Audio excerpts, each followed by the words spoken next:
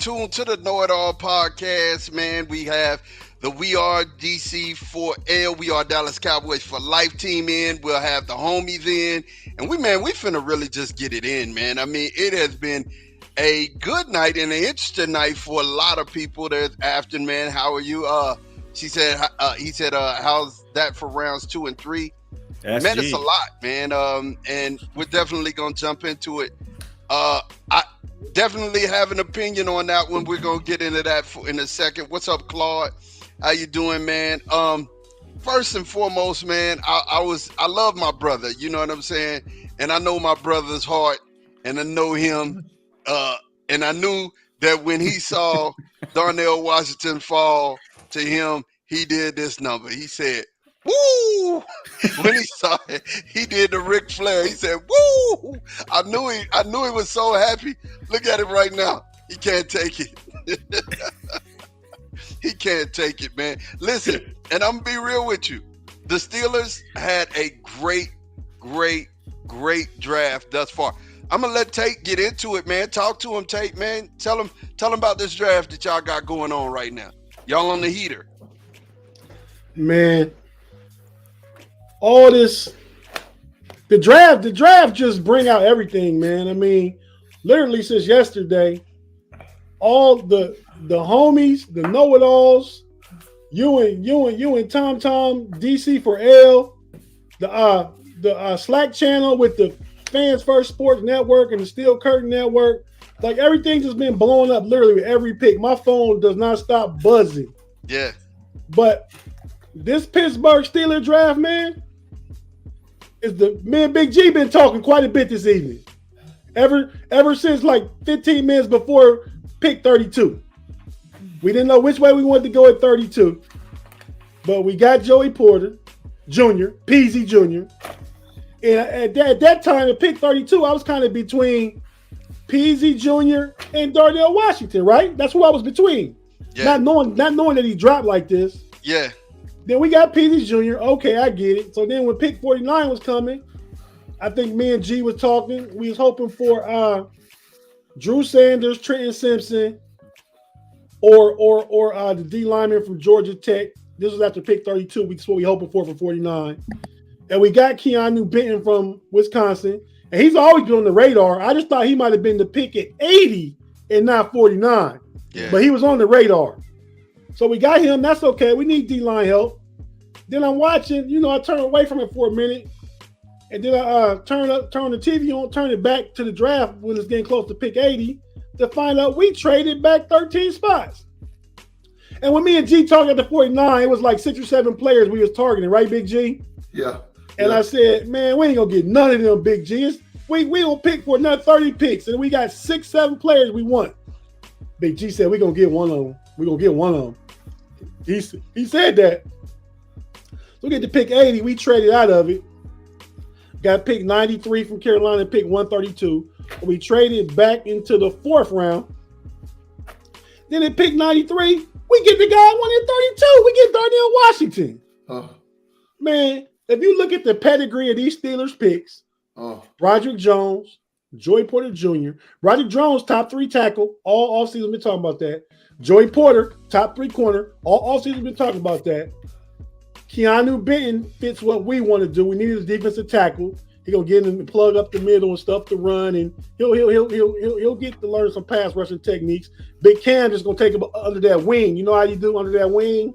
Look, Big G, like I have you sometime. No. Under that wing. Okay. I'm all right. Then, just keep going. My pressure high. My pressure high. Come on, man. And then with pick 93, we get like pretty much been one of the top 4 tight ends and fits our scheme perfectly. Big blocking tight end, big 6'7", 265-pound target for Kenny Pickett in the red zone. Oh my God. This is the best draft for the Pittsburgh Steelers since 1974. Oh my when they're the only team that drafted 4 Hall of Famers in one draft. Oh my pressure. Wow, you really feel that way, Tate? Oh my pressure. Hey man, player for player. I'm not saying they're gonna be Hall of Famers, but this is the best draft, first 4 players that we've had since then. My pressure. Oh my pressure. Well, Tate, I'm gonna tell you the truth. I'm looking over your draft, Broderick Jones. There's a film that I'm gonna get up here later in the show to let y'all see. Man, the boy's an athlete. Joey Porter Jr. See, first I got to say this: when you were joking, but you were serious. You were in your last draft, your last mock draft on the KnoItAllz. A lot of these players were there. The only one that wasn't there was Keanu Benton. And Keanu Benton, I need to let everybody know, is a dog. I mean, he's a dog, just straight off the rip, right?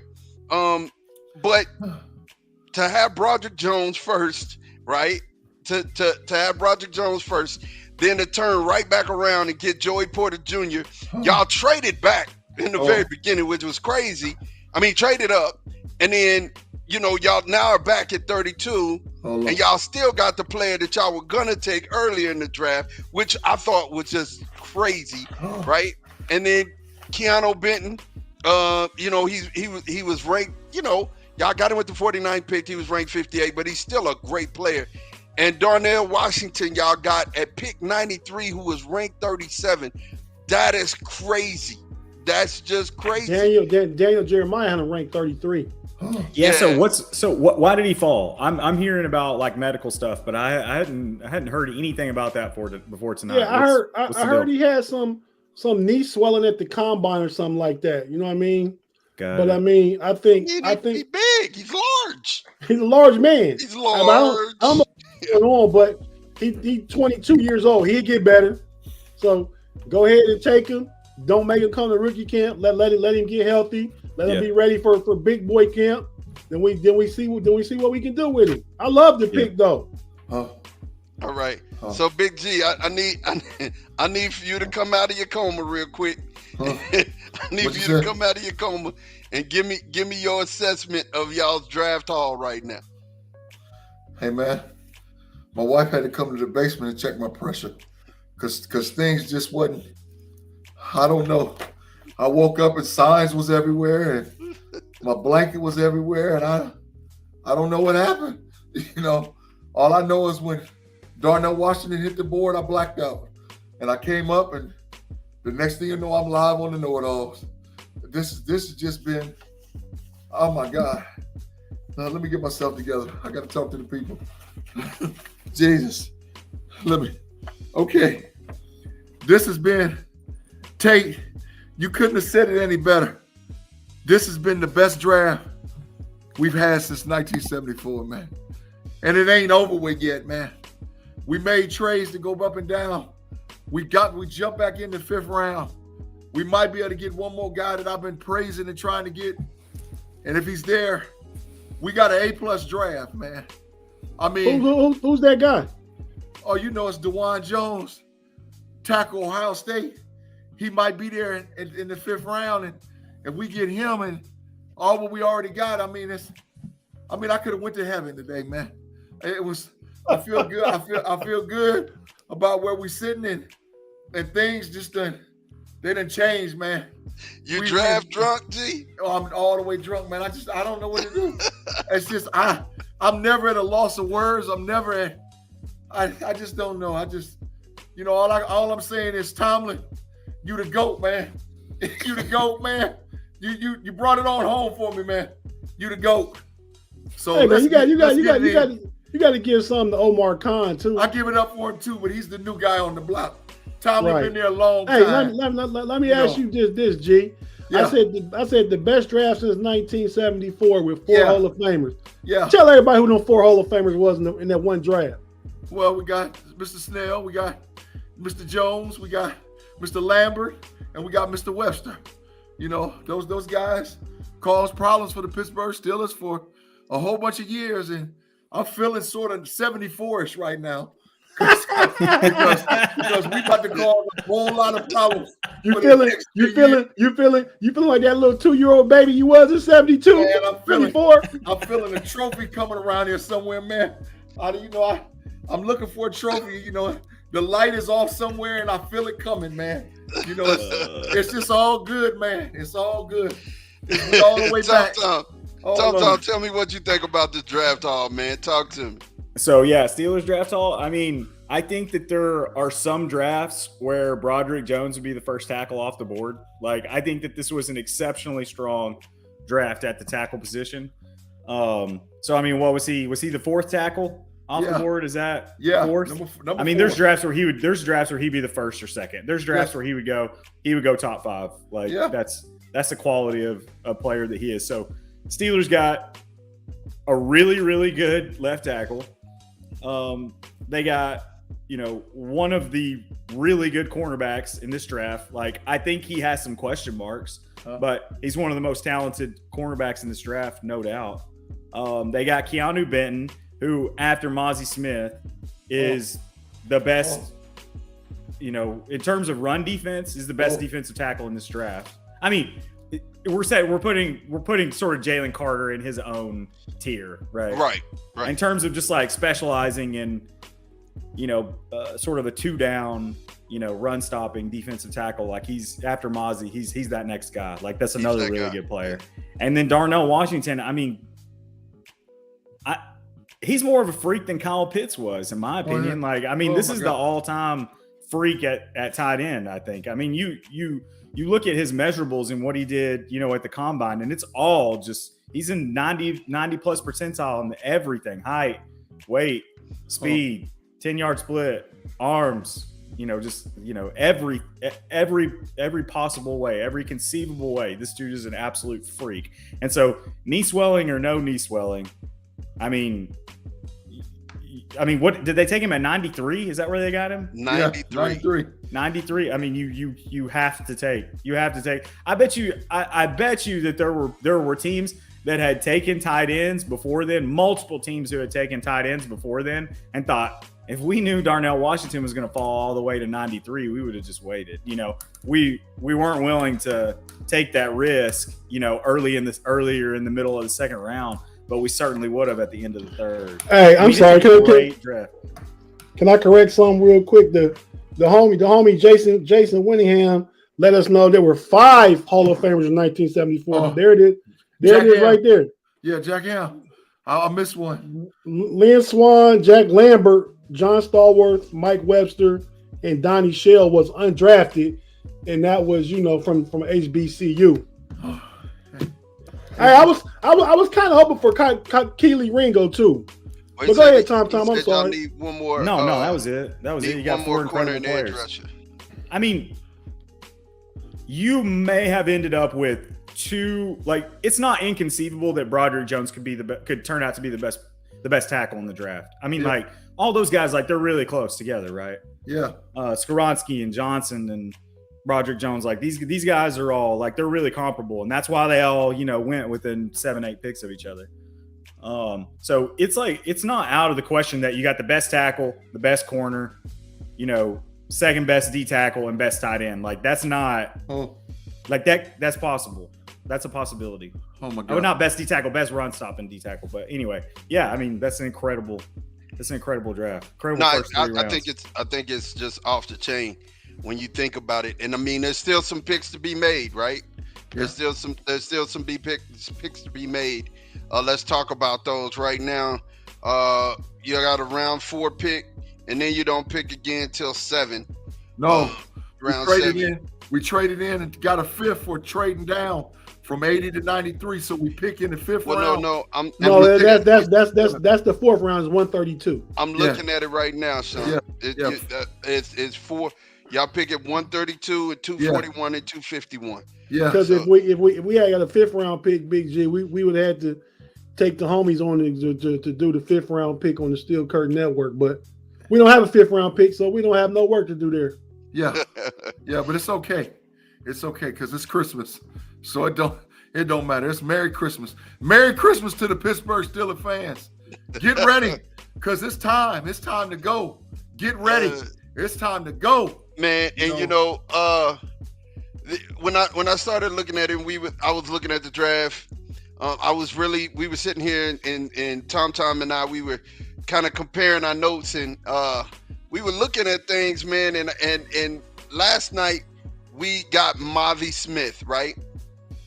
And I'm looking and I was kind of, y'all know I was on the program. I was kind of quiet for a second. I thought about the pick, And then I just started doing some researching. And I mean, I knew for a fact that he was the strongest player in the draft, right? But I seen something on Twitter that, you know, made me happy, and then saw something again later. But I'm going to share this with you guys right here. Mozzie Smith. Let's go, man! Let's go! Dan New! Yo, look at the text, man. I told you, Dan wouldn't let me down, man. Dan wouldn't let me down. Read the text. What does it say? You want me to read it? Michigan DT, you texted him today at 3:27, and he responded, "I'm all about that life," with 6. Man, listen, when your best player on defense is that hype about the guy that y'all just picked, you better pay attention. And Dan Quinn today, I had another video. I wasn't able to bring it in. Dan Quinn today, they shook hands. He met his mother. He was really excited. He told Mozzie he couldn't even sleep last night. He told him he couldn't sleep last night. He was so excited to get to work with Mozzie. The thing that I love about Mozzie Smith, and then I'm gonna turn this over to Tom. And as a matter of fact, Tom, you go first. Okay, so Mozzie. So I'll put it this way. I was really concerned about I thought that, I mean, Vic, when you and I talked a couple of nights ago about like which position group do we feel like that we really need to fix in the first 3 rounds. And I said, I know linebacker isn't really a premium position, and that we got other holes that we need to fill. But like, it's a big hole on this team, and LVE's neck, it could go at any minute, and we're in trouble if he goes, right? Well, I feel like that Mozzie is so good against the run that he almost solves the problem at linebacker and makes me a lot more comfortable with the current situation, all by himself. Because, I mean, you even look what they did in the draft tonight, right? Like, they were able to go and get, like, a guy like DeMarvion Overshown. And I'm not saying DeMarvion Overshown is going to be a star or anything like that, but somebody like that, in my mind, was just completely off the table. I don't want a linebacker that can't shed blockers, right? I don't want a guy who's running around there at 230 or 235, because we don't have anybody that can, that can eat centers and guards, right, at the defensive tackle position. Well, now we do. And so, like, that makes things a lot more flexible moving forward in the draft. And we're able to get guys that are more able, like, you're going to maximize their abilities a lot better by giving them space and, getting blockers off of them and just giving them free movement up front and sideline to sideline. So I think Mozzie just completely, I mean, it was already a great defense, but I think he unlocks that linebacking group. I think he makes the linebackers better. He makes the defensive line better. I think there's some pass rushing upside there. And yeah, I mean, Micah likes it. I don't think Micah's not a scout. You know what I mean? Like, I'm not going to Micah and saying, who do you want or anything, but Micah likes it. So I like it. I think that's, if Micah's happy, I'm happy. Yeah. So, Jason, good comment there. Agree. Good comment. I think he made it was a little too early, but I think it was the play on the board that was on our draft board that we had high value on. And the reason why I think this, I mean, I go back to, the film that I just showed with Micah saying, hey, at 3:30 that afternoon, hey, I want this guy. This is Mozzie. This is who I want. And then Dan saying, I'm all about that life. And then this look on Dan Quinn's face when he saw him at the start of the day, man. And, honestly, when it comes to DQ, he knows what he wants to do, right? This is a man with a plan. He's not, somebody who, doesn't know what to do with the tools that he was bought for Christmas. You know what I'm saying? He bought these tools and he knew he had an idea. I'm finna build me a treehouse in the back and I need this circle saw, and definitely I think Mozzie by osmosis just makes everybody on the D better. Makes the defense, like Tom said, with DeMarvion Overshown, that's a clear ripple effect from Mozzie, because now you can take Damone Clark and just exclusively trade him in for Leighton when you have to take LVE out, get LVE some rest. Damone's that guy, and you have DeMarvion over here who's running around with his hair on fire. I mean, he's long, he's rangy, he can rush the passer. You know, he can definitely drop back in coverage. Now, when we get to our second pick, you know, we skipped over pick number 58. Skipped over pick number 58. And at first, when I saw the pick number 58, my mind just went to a place to where I was like, okay, I had to stop and register. But this is kind of the feeling I had, you know, this kind of feeling I had right here. Like, you know, I mean, I was going through, I had some issues. But then I thought about what's happening at Dallas. And this made sense to me after I thought about what was happening. We're going to play a lot of 12 this year. So you need to have three tight ends.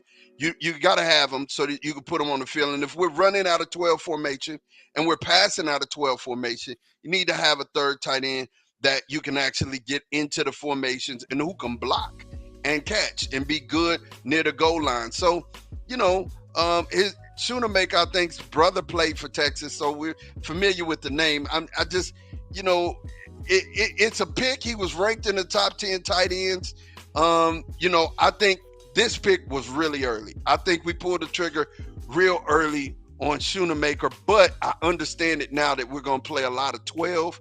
And, you know, Mike is calling the offense. You know he's going to – I mean, he just basically showed his hand now. Like, I'm going to run a lot of 12 formation. And with the addition of Brandon Cooks and you got CeeDee Lamb, and we hope Michael Gallup is going to be, you know, in form back to the Michael Gallup that he was before, you know, he actually hurt himself. So, I mean, all in all right now, I'm giving us, you know, I'm feeling real B-ish, C+ish on the draft right now, you know, real B. You know, I think I like the Mozzie pick. I like the Marion, of course. I'm just 50-50 still on Luke because I feel like we could get a Peyton Durham. We could have got a Peyton Durham later on in the draft. But, hey, I'm trusting what Will and them are doing right now. Talk to me, man. How do you feel about the Cowboys picks right now? The three picks so far, Mozzie Smith, Schoonemaker, and Overshown, right? Yes, sir. Yeah. I really like Mozzie Smith as a centerpiece of that defense on the line, and I like Overshown just as a chess piece. You know, my last Steeler mock the other day, I did him, but I got him at 120, but I picked him because the type of player he is and the explosiveness he brings, athleticism. I think if he probably best served as a third down nickel backer maybe. I think he's too small to play on first or second down unless he puts on 10 or 15 pounds. You know, over this year, over his rookie year, going into the next year. But he's a great football player. The only pick I question is the Schoonemaker pick, tight end from Michigan. I just said last night to you and Tom both that I liked Hendershot and what's the other kid's name? Ferguson. Yeah, I like both your tight ends. You guys got 3 Big Ten tight ends. I see where y'all shopping at, Mod. Y'all ain't shopping Big 12 land for them players, boy. No way. Hey, we learned with Micah. We got to go get him. You know what I'm saying? Micah he showed us the way. You know what I'm saying? He showed us the way.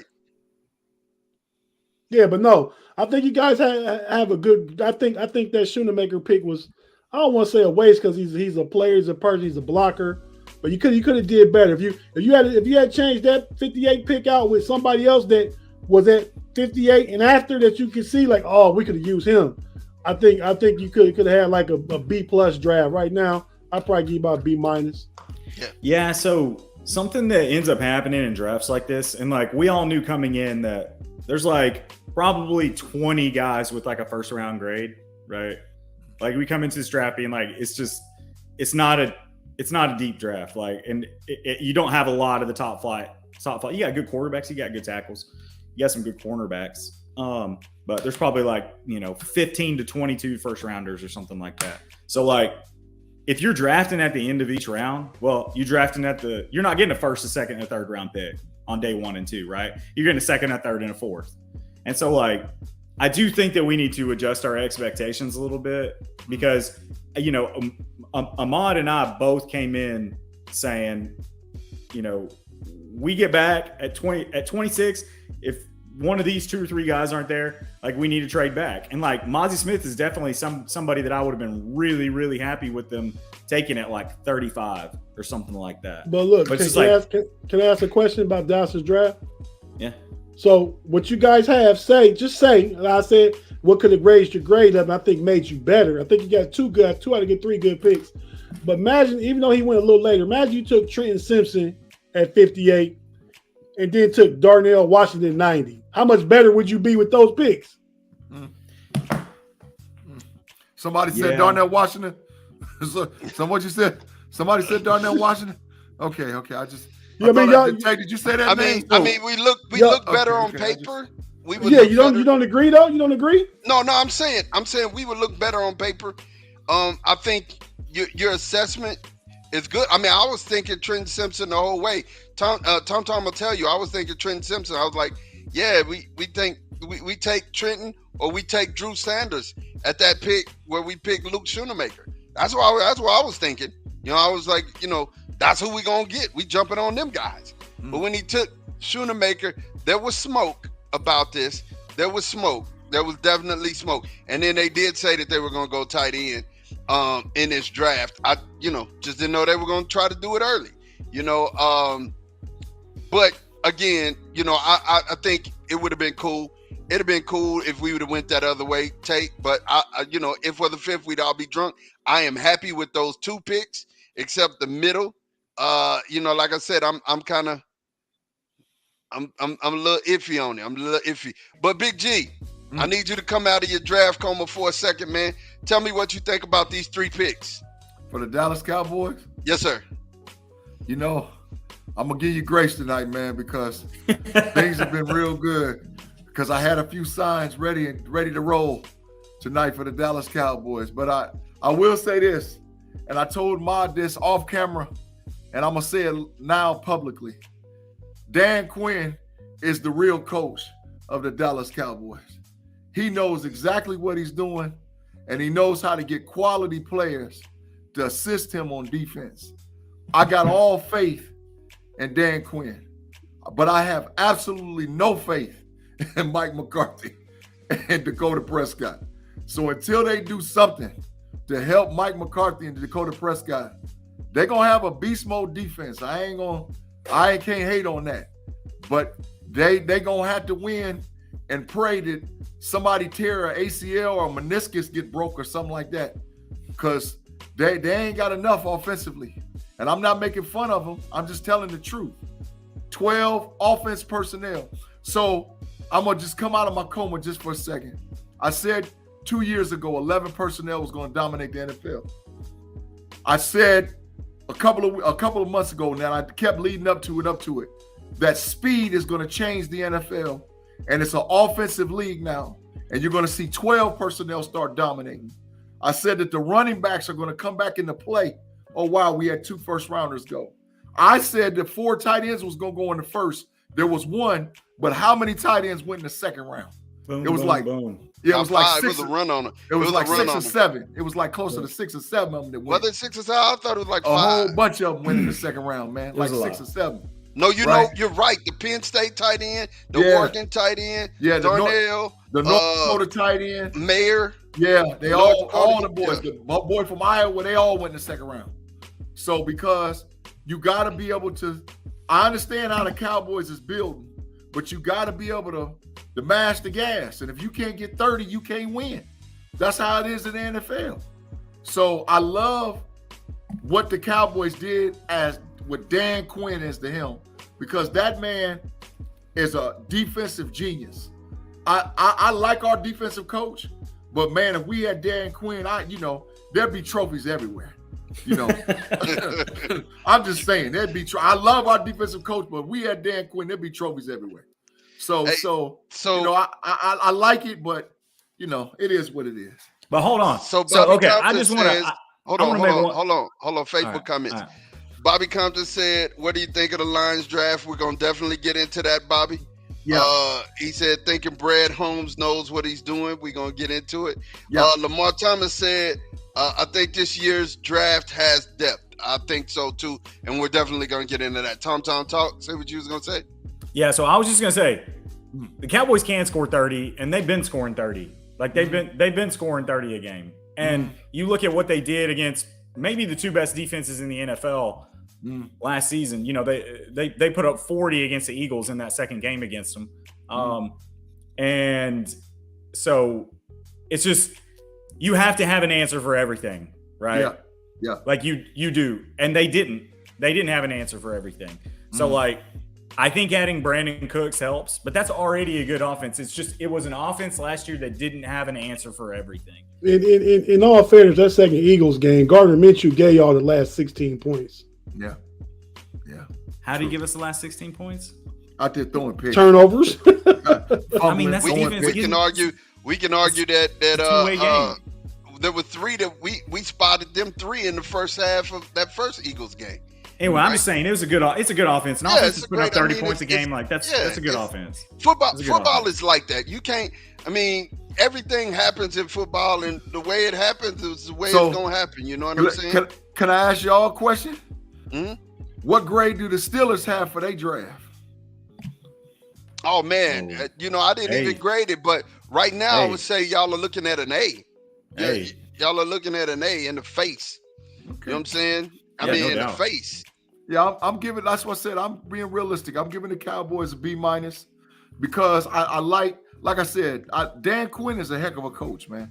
I mean, I would never, if something was to happen to McCarthy, if Dallas would do anything else but bring Quinn as the coach, they're the craziest people in the world. That's why Quinn stayed. He the coach in waiting. Jerry Jones had told him, in a whisper in his ear, like, "Don't worry, if Mike messed this up, you next up, Dan. Be ready." That's what he told him. That man is a heck of a coach, man. So I Hey, but it's B- B- at best. It's B- at best. You're right. Yeah. Look. I just want y'all to know. I just want you guys to know down there in Steeler country, I'm not wincing at you guys' draft, because really at this point, y'all are just a whisper away from a really, really perfect draft. Let's get to some of these real quick. Yeah. So let's see. Go over here. The Lions will win the AFC North. I agree. Who said that? Yeah. Claude. For the first time. The Lions not winning the AFC North. The Lions not winning the AFC North. The NFC North. But they might win the NFC North. Yeah. Right. Claude, for the first time, me and you agree. I'm telling you, the Lions is out there killing them in the draft. They out there killing them. You identify the squad. I think he's probably right. Let's go. Right. Let me get into this real quick, and then we're gonna get into what the Lions did in their draft, because that's Bobby Compton asked us. So we're picking again. The Cowboys picking again. 129 in the fourth, 169 in the fifth, 212 in the sixth, and 244 in the seventh. So let's get into the Detroit Lions draft. Let's jump in it. So we all agree that they reached on Jahmyr Gibbs, right? No, I don't agree at all. Y'all said that. I don't agree. Jahmyr Gibbs is a home run hitter waiting to happen, man. He's a home run waiting to happen. Not at pick 12, Big G. Yes, he is. I keep trying to tell you, the running backs is the premium position, because if you get a guy that when the rush comes and they're in 11 and everybody come because they're going to try to dump on him, and he can just toss that sucker out there and he can go 80 to the house, that's the guy you need to have. Oh, he's a threat on the field, but I mean, I think the Miami Dolphins will get equal production from the kid from Texas A&M that Detroit will get from that they'll get from Jahmyr Gibbs. Same type player. And I mean, Gibbs a little bigger, a little better between the tackles, but as of right now, he still got split rock with Swift. Jahmyr Gibbs is the day one starter in Detroit. And if you like fantasy football, you better look real hard at him. I mean, they got a couple of good backs over there. And I'm not saying Jahmyr Gibbs isn't going to be a starter, but they got DeAndre Swift and they got the Reynolds kid. They got a couple of good backs. They signed a couple of good backs. So my question is, what do you do with these guys? Because you ain't got enough balls to give out. You know what I'm saying? That's what everybody. Somebody got to go. That's what the NFL is doing right now. You got to get dudes in there. And see, this would make me know that this dude is a baller. Because when they went to the draft, Cam, and they showed after they made the pick and the GM was pounding the table going off and the room was screaming, there's something that they know. And there's probably a couple other teams that had Gibbs ranked real high on their draft board. Yeah, there's something that they know. At 25 and beyond. I don't know, man. I don't know. But I have no problem with any team going to get the player they want. Not even the Washington Commanders. I get it. You could have picked out of everybody that was left, and you picked that person. That's who you wanted. Yeah. I might not get it. They got Sam Laporta and Brian Branch in the second round too. So it's Jack Bobby Campbell. Carpenter said Montgomery is the horse. They signed Montgomery from Chicago. They did get him too. Yeah, so Montgomery's a lot the going horse. on there, man. It's a lot going on in Detroit. Timothy Lyons said he can't block. He's gonna be a scat or off tackle guy. Absolutely, I think he's an off tackle guy. He said if you don't listen to Deuce, you'll be screwed. Chuck it and hit not to avoid. Yes. I see. You mentioned this comment, Lamar Thomas in the comment, and because in our division, I want to ask Big G, what you think about the Browns picking Cedric Tillman, Big G? Hold on, we gonna get to that. We was trying to finish this whole Detroit draft. Okay. Real quick, Jack Campbell. Do we all agree that was a reach? Heck no, a hitter. the best middle linebacker in the draft. Hold on. The best middle linebacker in the draft. Yeah. Let's just put it because. I think there's two ways to look at it. It's like, who did you get and where did you get them? And then there's just like, who did you get, right? They got Jahmyr Gibbs, Jack Campbell, Hendon Hooker, and Sam Laporta. They got 4 really good players in this draft. And Brian Branch. They got Brian Branch too. And Brian Branch. Wait, so who did – yeah, okay, and Brian Branch. And some dude named Broderick Martin from Western Kentucky. Brian Branch at 45 was an elite pick. But but who did they pick? Like Tom said, let's portion it out. Who they picked? They picked good players. Where they picked them was bad places. In defense of them, though, the Jack Campbell pick, he went what was it, 18 or 20? Jack went 18, I think. Number 18. Okay, but if they wanted him, he may not have been there at 34. That's right. And Jahmyr Gibbs might not have been either. That's right. And Sam Laporta might have been a reach, but he might not have been there.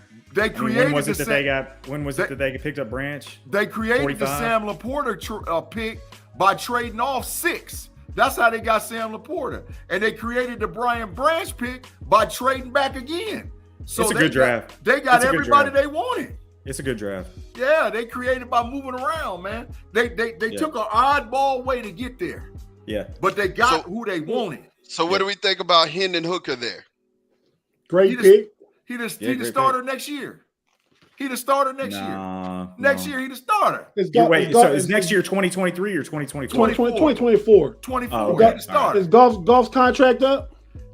Not this year. Well, he got 2 years on his contract. Yeah, yep. He the starter. He got 2 years left. Hooker gonna be out there. And guess what? They changing their offense to look like Tennessee's. They could cut him and eat $5 million. Yep. And so they're not committed to him after this season. Just like Tennessee's. Look just like it. He's basically playing on a 1-year deal. Yep. Goff is this year's Jimmy G. That's correct. That is absolutely correct. He's basically got a lame duck contract. Yep. And then the Broderick Martin pick from Western Kentucky. Everybody said that's a below average pick. But all in all, I would give Detroit, and we'll go after me, go Tate. I give him a B. No, I give him a B plus. A. You give him an A. Tate, what you give him? A minus. A minus. Tom, what you give him? B plus. B plus. All right, moving forward. Let's talk about Philadelphia. Let's talk about Philly. Philadelphia. Let's talk about the Eagles. All right. So the first pick, Jalen Carter. Oh my God. That second, which is at elite 9. at that pick. That at pick 30, Nolan Smith, which was elite at that pick at pick 30. Elite. Oh yeah, okay. I was about to say that would have been elite at pick 12. Yeah. In round 2, they went with Tyler Steen, a tackle. That's what in Alabama. I think that one was isn't he? That was iffy. That was a great pick. Sidney Brown at 66 out of a home run. That was a home run. I like it. I like it. And they're grooming what they doing. They mad geniuses in Philadelphia too. They showed us the way in Pittsburgh. You start getting guys, and when dudes get long in the tooth, you bring a guy in to groom him. And so you almost get a red shirt year. And then you ship him on in there. Yeah. And they might as well build the hedges in Philadelphia. They're Eagle Dogs now. They build the hedges is up there. They might get Keely Ringo tomorrow. And then now you got 5 Bulldogs up there starting. They causing all kind of problems up there, man. Philadelphia rough. Bobby Compton said, go ahead, Tate. No, I was just gonna tell Big G that the Eagles go Bulldogs defense, we go Bulldogs offense. That's what I'm talking about. For victories, man. That's what we do. You get a Buckeye or a Bulldog, you guarantee the victory. That's what I'm talking about. So Bobby Compton said Hooker saves them $50 million. So he said he liked that pick. That's a Facebook comment. I think so. And Timothy Lyons said Philly prepping for Kelsey retirement. That's right. They need to. They're gonna have to. But Philly, with the 66 pick Sidney Brown, they don't have any 4th, 5th, or 6th picks. They only have a 7th round. Well, no, they don't have any 4th, 5th. But then they 6th, they have 188. Then at 7, they have 3 in the 7th round: 219, 230, and 248. They getting back in there, man. Mark my words. I'm calling the KnoItAllz right now. They getting back in there, man. It's a couple of dudes they want. They getting in there. You can't move up with that though. Those 6th and 7th rounders aren't worth anything. You trading off next year. You would have to trade up. Yeah, you're gonna have to trade off next year. They getting back in there, man. There's some Bulldogs still running around. They got dog biscuits and fire hydrants ready to go. There's a kid named Keely Ringo waiting. Tell you who you got, man. What you got grade for the Philly right now?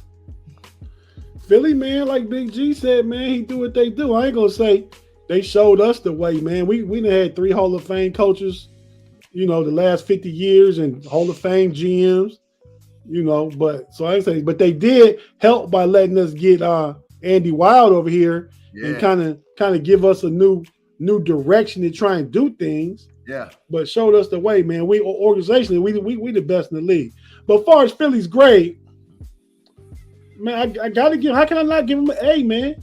They got the best overall player in the draft at number 9, and at number 30, they got probably the 2nd and maybe 3rd at worst best edge rusher. Yeah.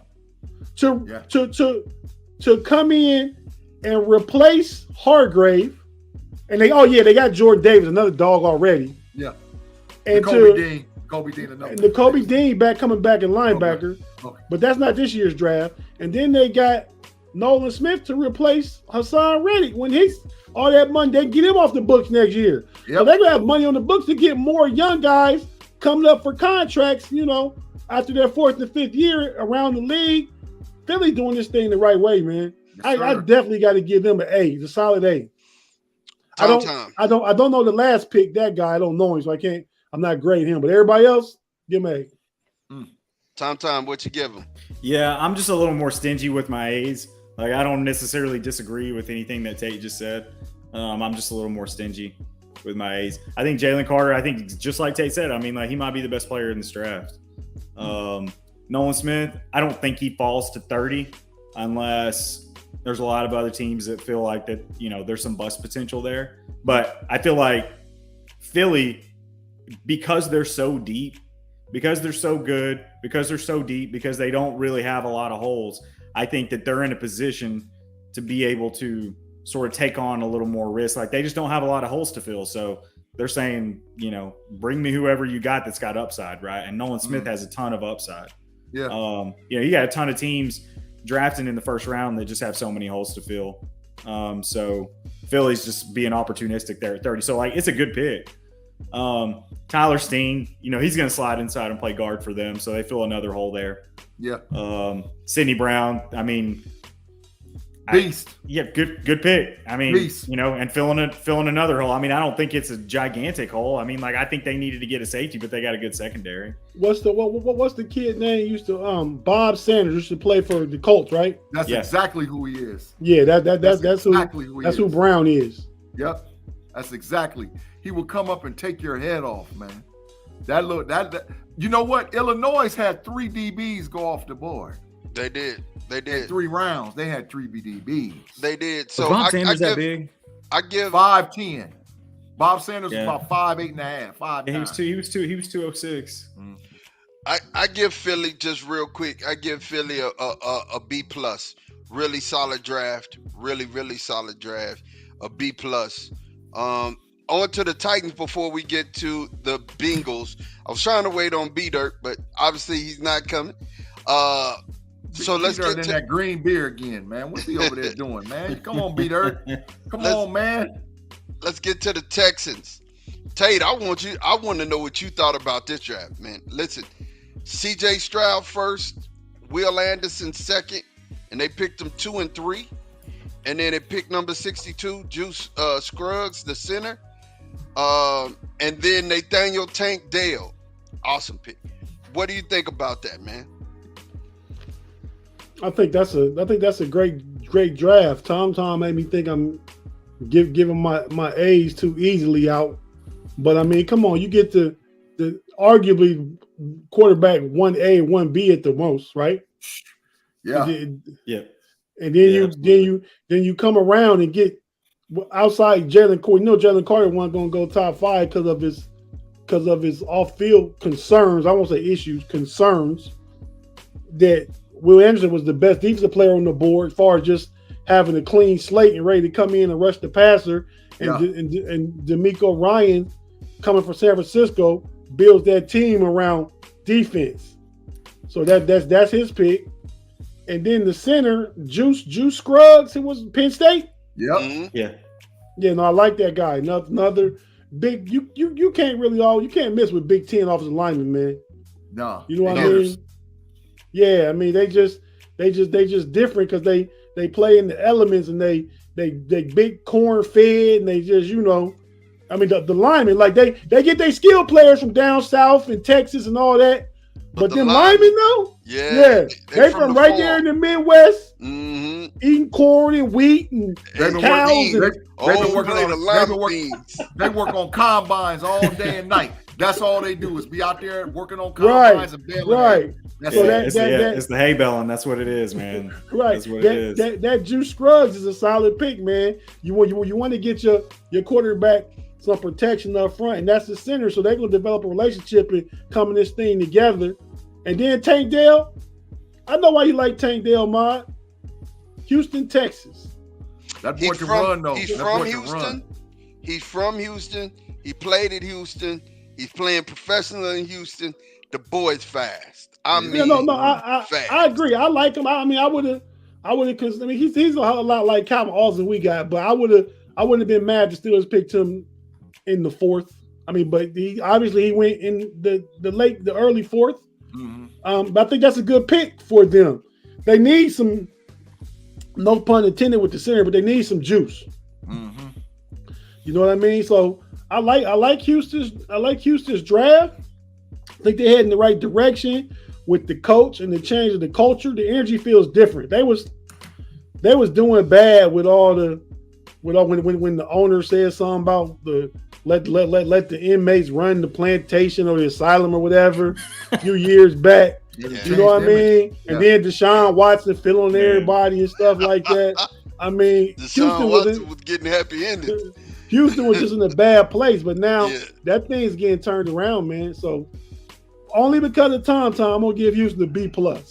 Hey, and they pick In the 4th round, they got the 2nd and 3rd pick in the 4th round. It's about to get wicked down there, man. So G, what's your letter grade? What's your letter grade you give him? B+, but it could jump to an A- based on these next 2 picks. You wait 1 pick and then they're the next 2. So they could get whatever top receivers left, you get another weapon. Whatever top tight end is left, you get another weapon and Mingo. So, I mean, if you walk out of there and you get Mingo and a WR, or you get a tight end that's still available with what they already got, oh man, I'm not saying they ready to roll, but what I'm saying is they ain't gonna be no scrubs. Now, this next year they might struggle with that 4 or 5 win, but they building something and they got foundation, man. That's right. And that's how you win in this league. You get that foundation together. And they got it. I mean, they got a running game. They got a running game, which the guy that you picked for fantasy football. Pierce, dog, Florida. Yeah, you got one. You got a decent tight end because they got Dalton Schultz over there. Yep. So they get another one. I mean, they got pieces. They got pieces. CJ Stroud is, to me, the best pure passer in this draft. To me. Yeah. To me. Yeah. Tom, what's your letter grade? But I have to tell you, Bobby Compton said, did you go to private school being stingy with all them A's? Hey, I conserved them so that I could give them to a team that deserves it, and this is one that deserves it. I mean, CJ Stroud and Will Anderson, I mean, I don't really have to know anything else. I mean, like, that's an A to me. I mean, you get it might be the 2 best players in the draft. I don't like the Tank Dell pick. He's 5'8", 165 pounds. I mean, if he starts, will that be the smallest starting wide receiver in the history of the NFL? Is there ever been a wide receiver smaller than that? I mean, Hollywood Brown. Zay Flowers. Zay Flowers this year. Zay Flowers weighs like $185, $190. Like, these little bitty fellas. How big is we had, what's his name, number 11? Tavon Austin from West Virginia. Cole Beasley? Cole Beasley, I think he weighed like close to $180, I think. Yeah. And I'm pretty sure he was 5'9" as well. Ma, there's a lot going on over in that. He's 5'8", 174. He had 10 pounds on Tank Dell. Yeah, they little bitty fellas, man. They little bitty fellas. He's but little. But I'm gonna tell you, you gotta catch him first. You gotta catch him to put some damage on him. You know what I'm saying? That's a fast youngster. That's how it worked, because guess what they brought him there to do? A go route. Yeah. You're running a go route. I guess it's round 3, but after watching Cole Beasley like nearly lose his life like once a game for like 3 or 4 years, I just Tate, I need you to take this comment, Tate. Man, what is Tim talking about, man? Tim, how to CJ Stroud? I was trying to CJ get Stroud breaks, had Tim. 41 touchdowns and 6 interceptions, Tim. That's you tonight, Tim. Don't start. The offense didn't lose the game to Michigan. The defense did. And he showed up against Georgia. They should have won that game if the defense showed up in the 4th quarter, or the kicker can make a kick. Man, CJ or Marvin Harrison Jr. don't get hit and they cheat and knock him out the game, don't call no penalty. I mean, he probably had the best game he's ever had against the best defense in college football, right? And in college football, he balled. He balled against Georgia. I mean, he totally acted a donkey against Georgia. But to answer Tim's question, that's how CJ gets an A. That's how he get an A. And he's not the number. He wasn't the number 1 quarterback on my board. Like, I had Anthony Richardson up that. Like, we talked about this, but like CJ Stroud, he's 1B for sure. So that's Anthony Richardson was 1. Yeah, absolutely. No, I don't think. I think it's less likely that he hits his ceiling. But like, that's what, if I'm drafting 1 or if I'm drafting 2, I just want the guy that's got the most upside. I don't want a guy that because CJ Stroud could conceivably just be an average quarterback. And like, I don't want somebody that's going to be an average quarterback. I want somebody that's going to suck or they're going to be top 5, Like, I don't want to mess around. You don't want Kirk Cousins. Mediocre. Yeah, I don't want somebody that's going to give me 7, 8, 9 wins. But you get grade off the work you submit. Yeah. And he submitted work. Yeah, no, I understand. I understand. Okay, so here's how I think I can make my. Hold on one second. Lewis Riddick said that out of every player he's graded in the last 7 years going to the NFL draft, the only quarterback whose tape that he put on that was better than C.J. Stroud was Joe Burrow. He said it on national television today. In 7 drafts, the only quarterback whose tape, and I trust Lewis Riddick more than anybody. Lewis Riddick be knowing, and he said I wanted Lewis Riddick to be our GM, but I'm glad we got Omar Khan now. Man, Lewis Riddick, man, be on it. So that's what I'm saying. That's just all I'm saying, Tom. I think it's close. I really do. I need you to address this one because Timothy said he'll wait. So all Timothy got, you got Tom Brady. Stop it. After that, be quiet. Hey, Tom Brady not in the Hall of Fame yet. He is going to be. We know that. We know he's going to be, but you can't claim him yet. But come on, man. Come on. Michigan just now getting okay. But I will say this, the position of struggle for years at Ohio State has been the quarterback. As far as transitioning to the NFL, I was about to say, not at Ohio State, right? We didn't have Terrell Pryor, Braxton Miller, Cardale Jones, God rest in heaven, R.I.P. Dwayne Haskins. We had Troy Smith, but this last couple ones, they NFL quarterbacks. And that's what you're going to keep seeing come up out of Ohio State is NFL quarterbacks. So I feel Michigan, y'all popped us twice, but, a dead clock right twice a day. So who cares? What happened to 15 before that? We beat the brake shoes off of it. He said he's not a Michigan fan, bro. Well, it don't matter. He bumping. I thought you was siding with B Dirt with everything. You hating. So you hating on Ohio State. It's you love the Bengals. I thought you was in B Dirt pocket, Tim. Okay, so what do you think the chance is that in 3 years C.J. Stroud is a top 5 quarterback in the league? That's gonna be Tom. I'm gonna be honest. That's gonna be hard to do, bro, because of what's in the league right now.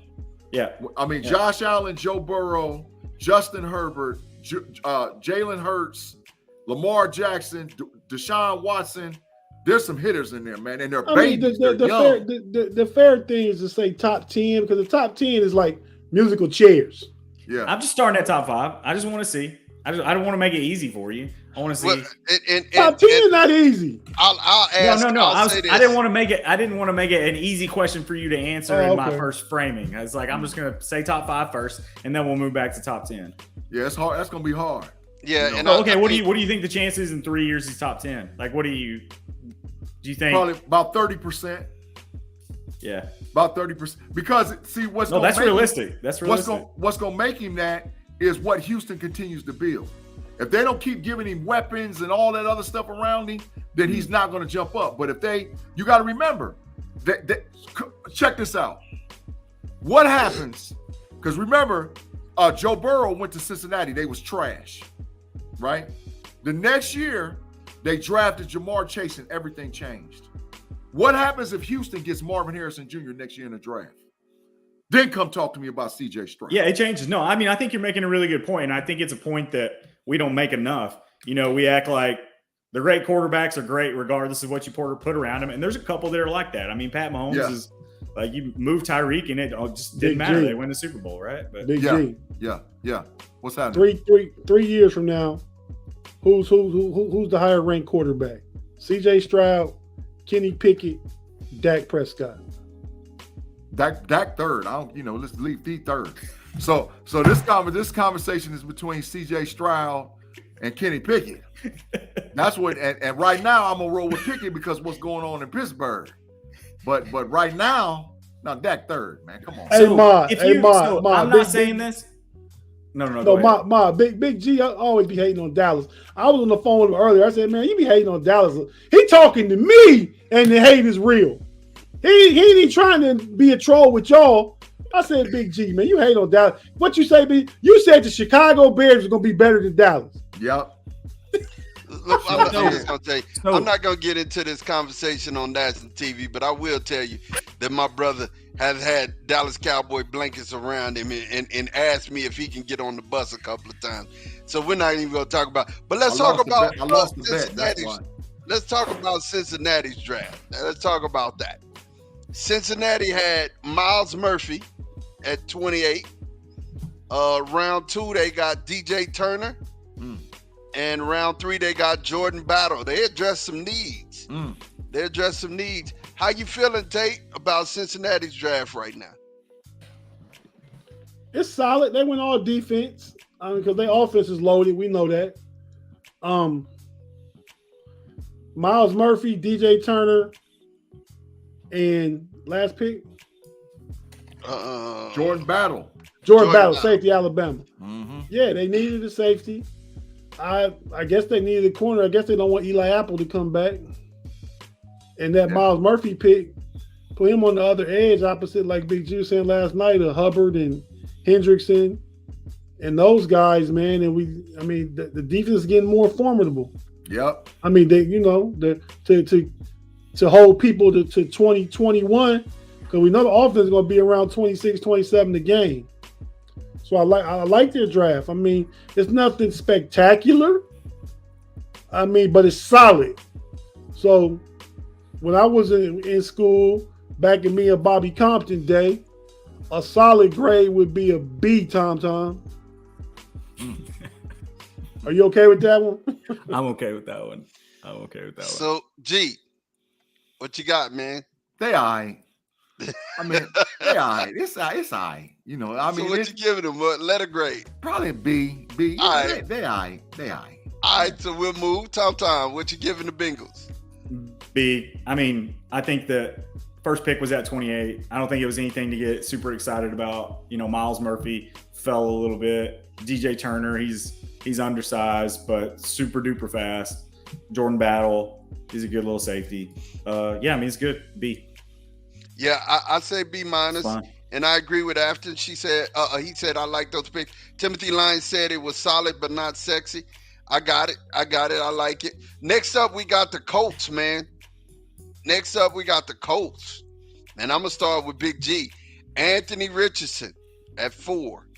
Julius Brents at 44 in round 2, and Josh Downs at 79. Say what again? Say one more time. Anthony Richardson, quarterback, for fourth pick. Julius Brents, cornerback, at 44, Kent State. Round 3, Josh Downs, North Carolina wide receiver. A.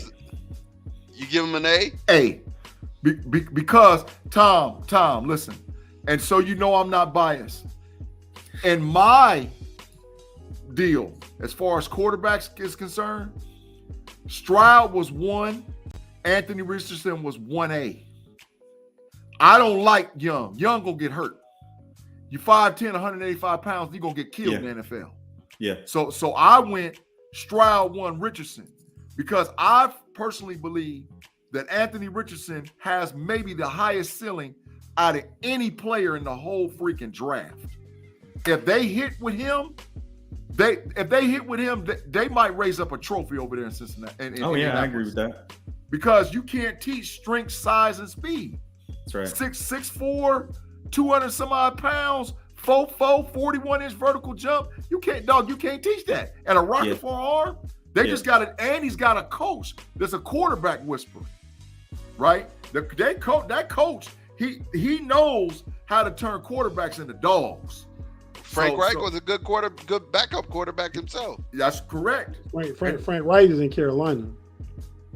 Shane Steichen's in Indianapolis. Oh, you say you're right. Yeah, let's get it right. The one that know the most. But listen to me. Their coach is a quarterback whisperer. Their coach is Shane Steichen's his name, Big G. Hey, Ma, after his comment that about Julius Brents, that Email thing must be a Kansas State thing. I think after you Kansas State, right? What's Email mean? Let's know what Email means. We just say go Bucks out here. Yeah. but Julius Brents is something that I was talking about for the Steelers. I love, man, Julius Brents. I was in love with that dude. I liked Brents, but once we got Joey Porter Jr., I wasn't even to worry about no other corner. Right. And we picked where Julius Brents was gonna get picked. Yeah, and Josh Downs, the kid from Carolina, he gonna be a nice NFL receiver. He ain't gonna be no scrub. That's what that stands for. Oh, it's an acronym for every man a Wildcat. Okay. Okay. Ma, you in Big 12 country? Do they say that in the stadium? Like you hear him saying that? I ain't never heard that. I never heard that. They were too busy putting Longhorn's name in their mouth. You know what I'm saying? That's all that was.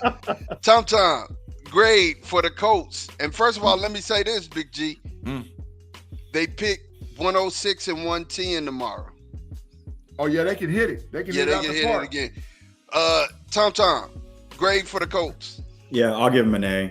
I think the Anthony Richardson pick was an easy one to make. I think it's one that there's probably GMs that if they had been in the 1 or 2 spot that would, if they weren't worried about losing their job, they would take Anthony Richardson. You know, but it's the safer thing to do is to take the player with the higher floor. Like CJ Stroud isn't going to get you fired. Correct. Right? Correct. Anthony Richardson might get you fired. Like you might be fired next year. They ain't gonna start him right away, Tom. The Gunnar Minshew gonna start. He is. I'm just saying it's easier to explain this pick if it doesn't work out at 4 than if it didn't work out at 1, right? Okay. It's a really good pick at 4. It's the obvious pick to make it 4, but it's a really good one. I think it's much more likely that CJ Stroud ends up a better quarterback, but I just think you just go with the upside here. Julius Brents, gigantic cornerback, good pick. Josh Downs, I don't think anyone really thought that he was going to fall, into the middle of the 3rd round. That's a good pick too. Yeah, hey, good draft. I mean, you take away the quarterback, I think it's just a B, or if they go somebody else, if they, goodness, if they had gone Will Levis or somebody like that, we saw some mocks, with Levis going high the last couple of days leading up to the draft.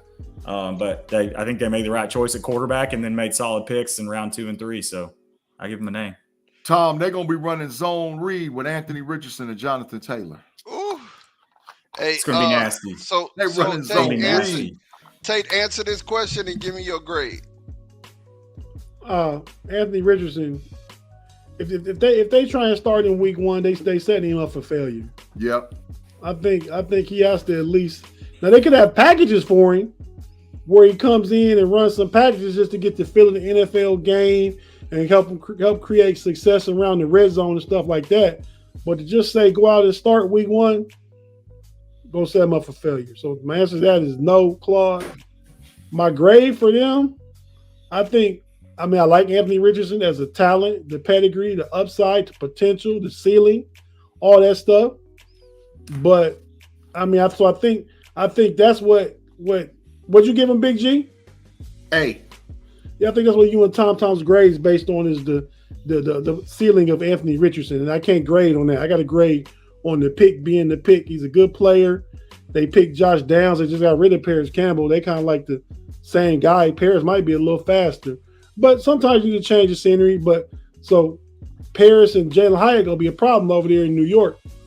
But I give them a solid B too. I like the picks. And if Anthony Richardson hits, we'll revisit this when he does. And I'll say, oh, they got an A for that draft class. Yeah. Yeah, I'm gonna side with Big G and Tom. I'm gonna go with an A, man. I like it. I like it a lot, man. And the Josh Downs pick to me just really solidified this, man. I mean, they got this man at 79. Nobody in their right mind thought he was gonna fall to 79. Nobody, And then Julius Brents, that is a gem. He's a gem. You know what I'm saying? He's somebody who's gonna be a player later in this draft. I mean, in the pros from this draft. and I like it. I really, really like y'all it. grade. Y'all grade on the curve, man. Y'all giving a higher grade based off potential Anthony Richardson. That's what all y'all doing, and that's fine. Yeah, for sure. No, I mean that's what I'm doing for sure. That's they're gonna be hitting out there, man. That zone read with him and Jonathan Taylor gonna cause problems. No, I think they set up for success, Big G. But we're expecting stuff in that San Francisco offense from Trey Lance, and we ain't seen it yet. Yeah, he was picked number 3. Yeah, he been hurt. He been hurt, but I think you're gonna see a lot of that zone read with him and Christian McCaffrey this year.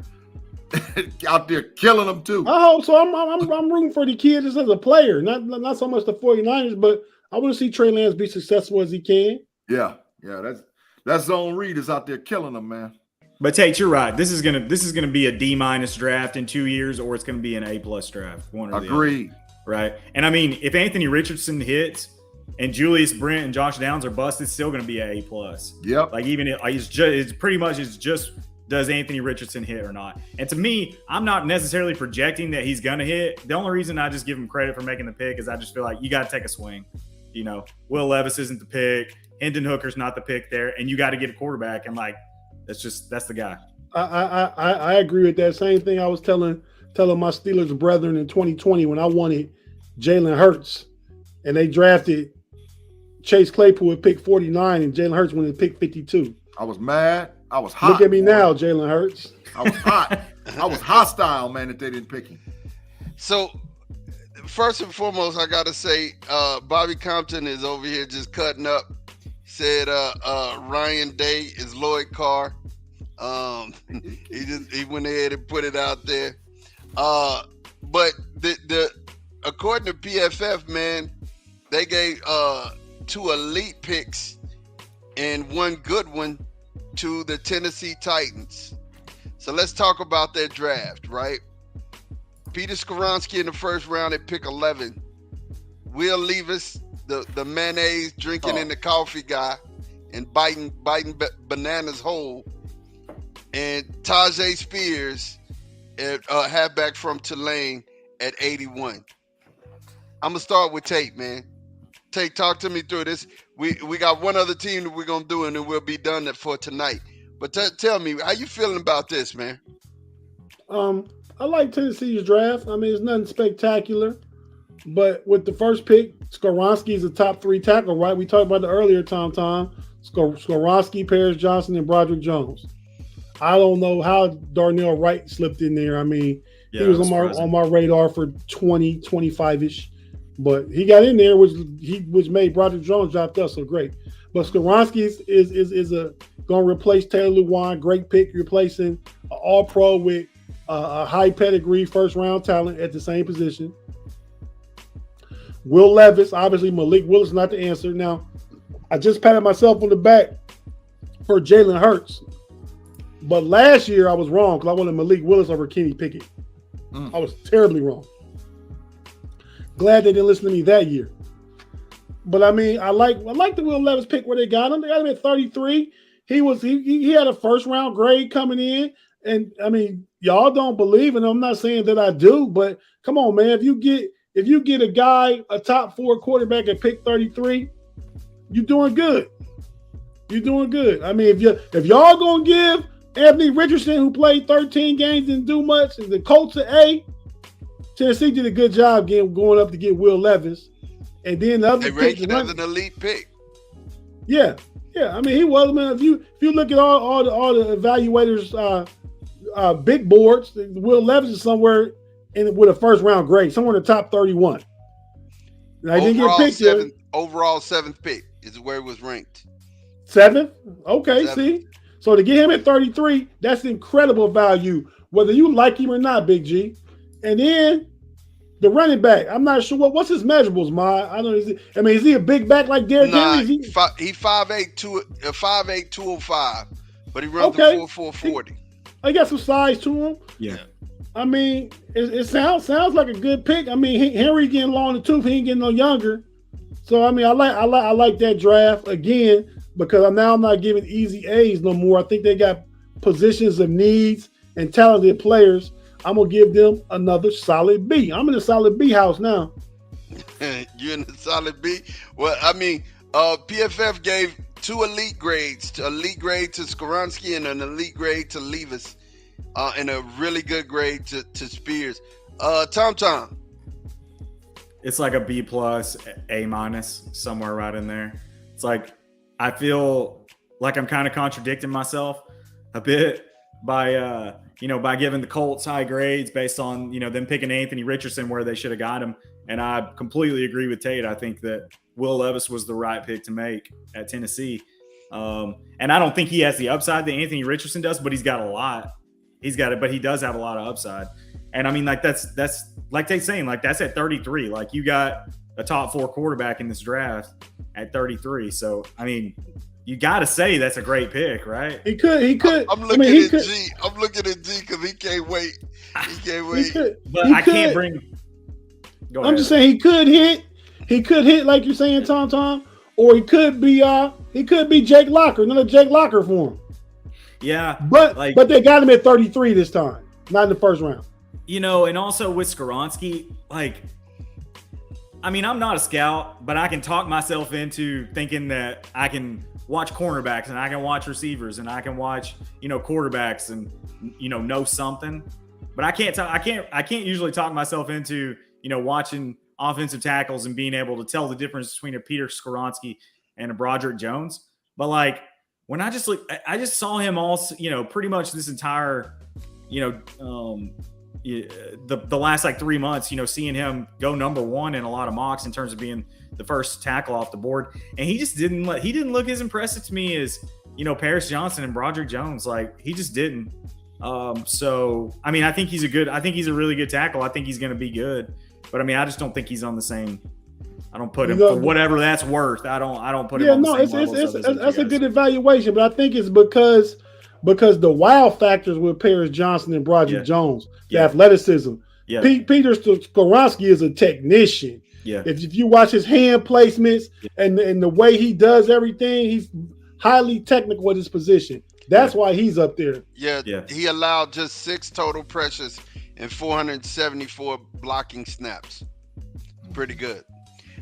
Go ahead, G. I know you've been waiting. Get it in. Well, first of all, Mel Kiper, you're dumpster fire. That's the first thing. Because Mel Kiper had the nerve enough to say that Will Levis was better than Anthony Richardson and C.J. Stroud. That's number 1. Let's get that out the way. Mel Kiper, I don't know how in the world you are continuing to stand up on that podium and act like you know about what's going on with quarterbacks. You need to get fired. I'm with Minister Sports. Shout out to Minister Sports. My man Zach Smith and them over there. I'm on the campaign too, Zach. Fire Kiper. I'm with it. It's time for him to go. Get up out of there, man. Second of all, Will Levis is a scrub. I'm telling you right now, Will Levis is a straight up scrub. Will Levis, I know, I'm telling you. People talk about, don't talk about his 2022 film. Well, that's the latest stuff we got. Go back to 2021. That's not how we don't evaluate.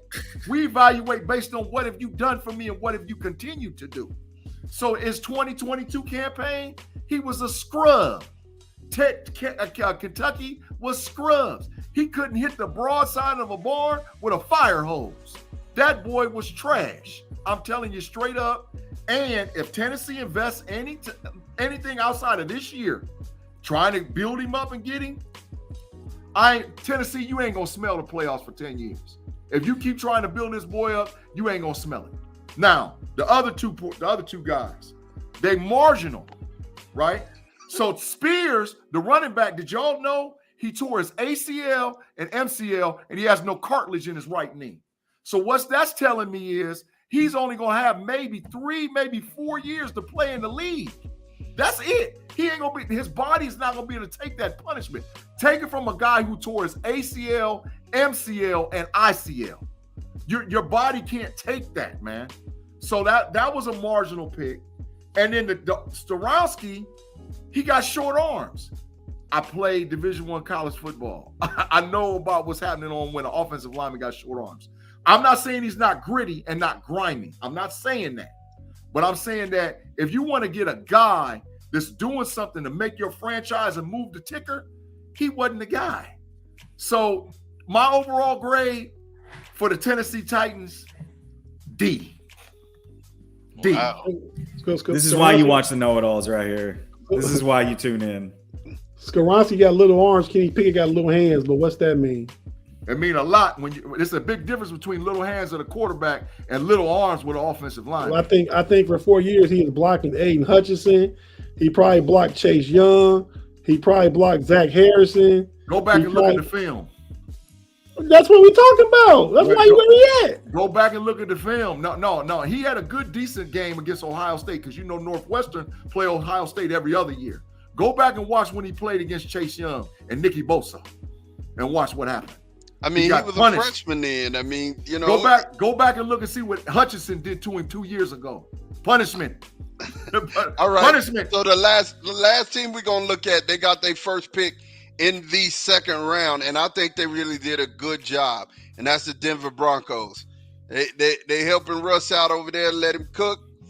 They got Marvin Mims. It's pick number 63. Yeah. They got Drew Sanders at pick number 67. Great pick.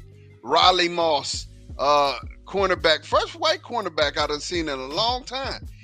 From Iowa. They got him at 83.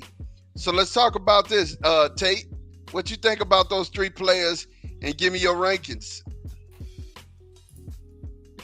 I heard Riley Moss. Who was the other two picks? Marvin Mims was first at 63. Oh, great pick. Yeah.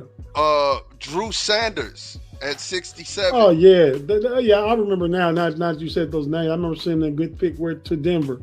But yeah, great picks. Marvin Mims, fast, great route runner. Put him out there with Jerry Jeudy and Cortland Sutton. You probably put Mims in the slot. Yep. You got problems because Russ coming back. Y'all talked about me and my loyalty to Russ last year, but Russ coming back. Russ not washed, Big G. And then you probably got Riley Moss as like a third or fourth corner. Mm-hmm. I mean, you got your boy Patrick Surtain over there on Surtain Island, and they got another good corner too. So yeah, Riley Moss is depth, and I think he's good depth. How they hit Tate is the coach, though. The coach, Sean Payton, man. Woo. That's another combination why I got my grade. It's coming. It's probably gonna shock y'all. But Tate, what you got, man? Marvin and then Drew Sanders, man, he gonna be a piece. They had success with another one of Riley Moss's teammate, the middle linebacker from Iowa, up there in Denver. What's his name? You remember Big G? They played for the Denver. No, played Denver, but went to college at Iowa. Don't remember. Yeah, well, he's a beast. So they've had success with Iowa players before. I think that's why they went back and got Riley Moss. But my grade for them, man, if you told me whatever team you are, team the blind, what you call it when you do the blind team, or when you put somebody's stats against somebody's stats? Mm-hmm. Blind reaction. Yeah, whatever that's called. So if you told me a team, team A, I don't know who they are. This team got Marvin Mims, Drew Sanders, and Riley Moss. Yeah. Oh man, that's an A. Them three difference makers on your team coming in from a draft. Mm-hmm. Immediate difference makers. Immediate. Yeah, I agree. Immediate. And I'm gonna jump in here, and I'm just gonna tell you guys, this is the first one that we can got this draft, but I give them this right off the rip. An A+? Wow. Give him an A+, man. My just wanted to use this graphic before we got out of here. No, I did. I'm telling you, it's just because of Sean Payton. He's another person that knows what he's doing. He's a chef in the kitchen, man. He cooking. And I guarantee you, first of all, Drew Sanders, to get him at 67 was a steal. You know what I'm saying? And then you put Marvin Mims with the receivers they already got. And you know, Russ, I'm with you, Tate. Russ is going to come back. Russ is going to cook. he gonna cook. You know what I'm saying? Sierra done made him mad, so he ain't able to focus on football. You know what I'm saying? She went out here in this shit dress, done made him mad. He gonna be focusing on football and ready to go. You know what I'm saying?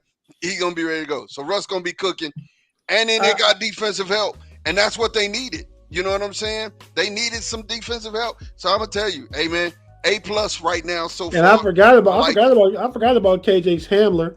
I said Jerry Jeudy and Cortland Sutton. I forgot about KJ Hamler. Oh yeah, they're gonna be a Russ got weapons. Weapons. Tom, what you got? Yeah, I give him an A too. Yeah, I mean they're not dragged. The first pick comes. They're nearly in the third round by the time they get their first pick, right? And they draft 3. 2 of them are going to come in and impact day 1. And you know, I'm not getting excited about Riley Moss, but I don't know who said it, if it was Tater G, but you know, I think he's a nice piece. But yeah, I mean, Marvin Mims and Drew Sanders, those are impact guys. I think Drew Sanders is the type of guy, he's probably only fallen because as much as we talk about how these teams are going to go BPA, you know, they're just drafting best player available. Like, as you see every year, the way it unfolds, it seems like they got their 2, 3, 4 spots that they need to fill. And within that pool, they're taking best player available. But they're not just taking best player available at, you know, anywhere, right? And so, like, I feel like Drew Sanders, he fits. I feel like he's the type of guy that falls because he's such a boom or bust guy. He's not going to come in and just like anchor a middle linebacker spot anywhere, right? He needs to be in a blitz heavy scheme. And so I think like Detroit Lions, right? Like they're not going to draft Drew Sanders. Like they want somebody to come in and anchor the middle, right? I think he would have been a good fit in Dallas. Dallas decided that there was a run on tight ends and they needed to nab one. But yeah, I mean, it's a good draft. It's an A. I did not think I was going to be giving out an A to a team that didn't draft until nearly the third round, but here we are. Yeah. And G, you're the last one on this, man. And then we got one question answer and we out of here for the night. G, who do you think, man? What you give them, man? What do you give this draft for the Broncos? I like it. I mean, it's probably a B, maybe a solid B. But the issue is out there in Denver, it ain't even Rusty. You know, I'm not saying Rusty won't cook. Rusty ain't got nobody blocking for him. Rusty gonna be running for his life.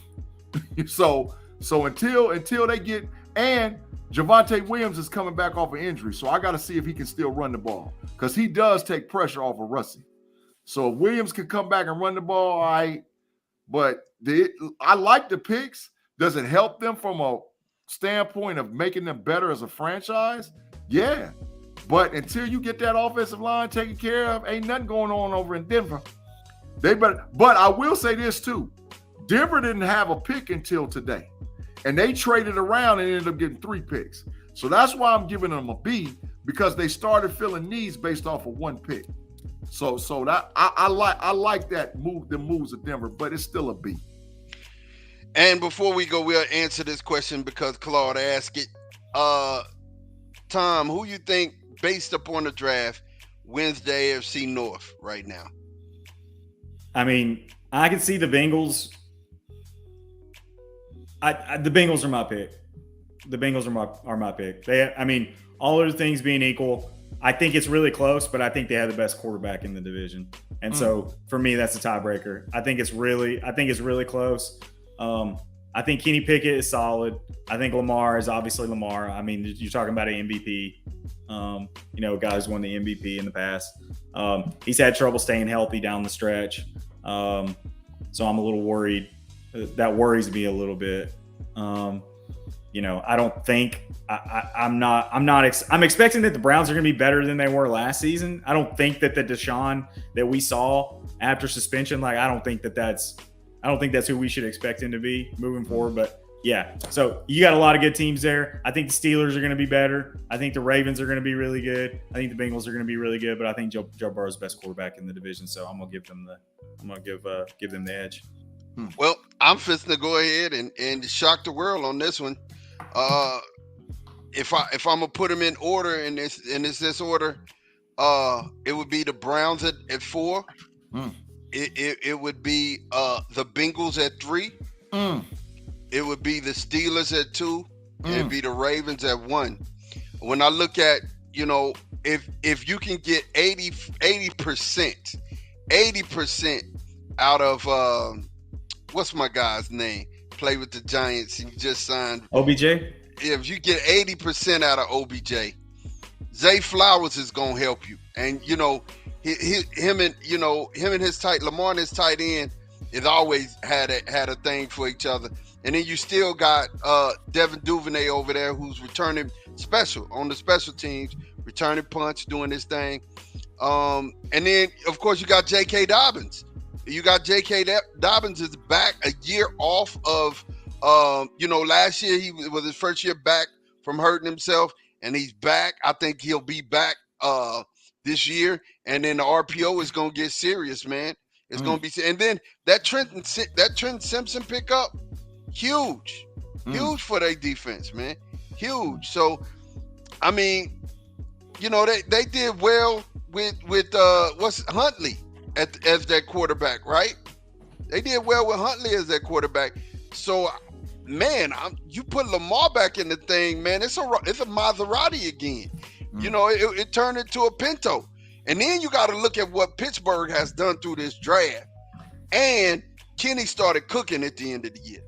Kenny started cooking, and then let's put this on top of this. Let him mess around and get another offensive guard or offensive tackle in these next rounds. And your boy finna start running, man. He's a good running back. He just could not get any space to run. So that's why I got Pittsburgh, and that's why I got Baltimore being the tops of that. I think Cincinnati takes a drop back. And speaking of the Ravens, Zay, I don't think you're not hearing a lot of people talk about that pick. Zay, I mean, he could be like, I know you might think this is crazy, but he could be Steve Smith 2.0. I agree. A lot of people think he's just a slot guy.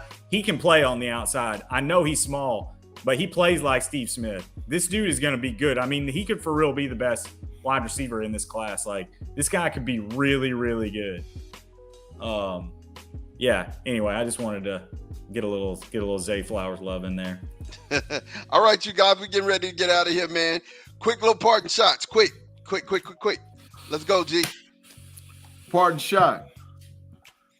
The AFC North division next year, champion will only have 10 wins because it's the best division in football. You're going to have to fight in the AFC North. You're either going to fight by trying to score 45 and run them off the field, or you're going to have to fight by playing defense and shut them down. But it's the best division in football. And I'm saying, based on what's going on with us, we got a shot. Because everybody in that division's got a shot. Everybody improved their teams, even with the Browns pick that we and Tate didn't even get to, with Tillman going to Cleveland, along with Elijah Moore, along with Amari Cooper. They got some hitters going on over there, man. So it's going to be some fights in that AFC North, and it's going to get real fast, real quick. So anybody that wins the AFC North might mess around and win the Super Bowl, because how you going to have to fight to get up out of your division. They also got Ika too. That's a good call out. Tate, parting shot. Who got Ika? The Browns. Wow. Yes. Okay, that's a good pick. But well, first I want to address Tim Lyons' comment, man. I don't know nothing about OBJ going to jail. OBJ went to jail? No, I don't know nothing about it. I hadn't heard it. Oh, okay. He said if OBJ can stays out of jail. Yeah, I don't know nothing about OBJ going to jail. But so I don't want to dismerge anybody on here with something that not true I don't know about. That's why I asked. But yeah, so my part shot, I just want to tell Big G, I literally just watched the game in. Mm-hmm. Cincinnati Reds on a 4-game winning streak, bruh. You know what I think about the Cincinnati Reds? No, don't pull no stupid color sign back. Do you really want to know what I think about the Cincinnati Reds? Let's see a dumb crown sign. Do you really want to know? what I think about the Cincinnati Reds. We'll see it. By the end of the year, they got a better record than the Phillies. But and far as Afton, she had a comment about if the Steelers offense can gel.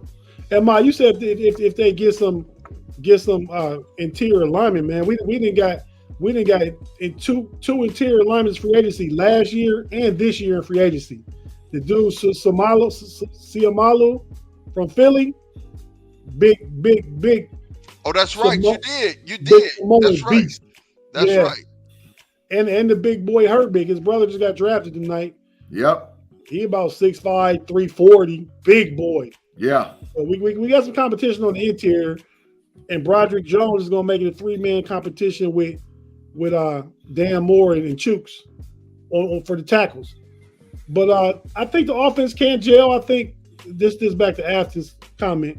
I think Matt Canada is going to open up the playbook. Kenny Pickett don't gotta have training wheels on no more. And the kid has been working hard since 2 weeks after the season ended. Working out, training, putting on 15 pounds of muscle. He in Pittsburgh right now. Yeah. I don't know if they got the mini camp or whatever. Yeah, everybody's in voluntary camp right now. Voluntary camp. Dakota's there right now, so yeah. Right. Okay, so yeah, Kenny Pickett's there doing his thing.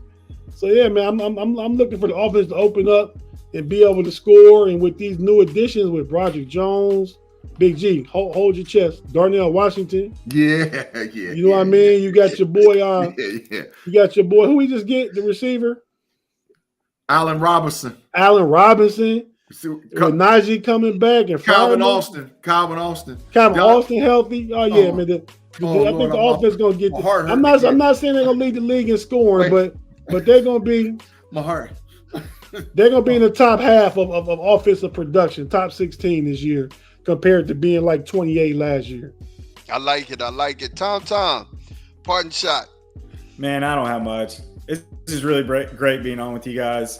I'm tired. I'm gonna need a nap tomorrow. You know, something I'll say this. Something I was thinking about a little bit ago. You know, there's a few really good podcasts out there. I listen to Bill Simmons' podcast a lot, particularly whenever Ryan Russillo's on there. Mm-hmm. But like something that I feel like that this podcast that you three guys have that a lot of those other podcasts don't is that, I mean, how long have y'all known each other? Longer than I've been alive? Probably. No. How old are you, Tom? I'm 36. Yeah, it's right around there. I'd have known Tate since we was about 8, 9. So we've been rolling about 40 years. And I met my real brother at 15. I was 15 years young when I met my brother. What podcast is anybody listening to where the hosts have known each other that long? I don't know. There's just a really cool dynamic with you guys. It's a must-watch, must-listen, podcast for me every week. Thank you guys for doing it. Thank you for having me on. And like I said, I need a nap tomorrow.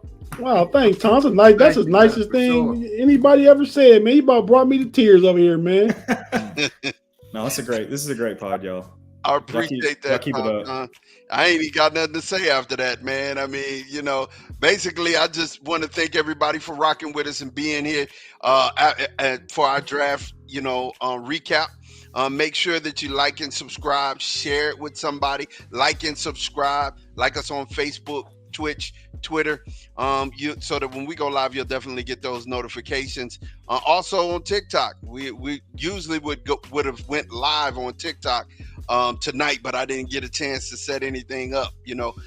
Fail. We'll definitely come back on tomorrow, but just for a brief second, to just kind of recap all of the picks. Once all of the picks are done, we just want to go over all of our teams. We won't even go over anybody else's team. We're just going to go over our teams and what we did for the rest of the time. I would like to thank G. I would like to thank Tate. I would like to thank Tom for coming on with us tonight, man. And I appreciate everybody in the chat, man. For the whole team, we are out of here. We will talk to you guys later. Peace.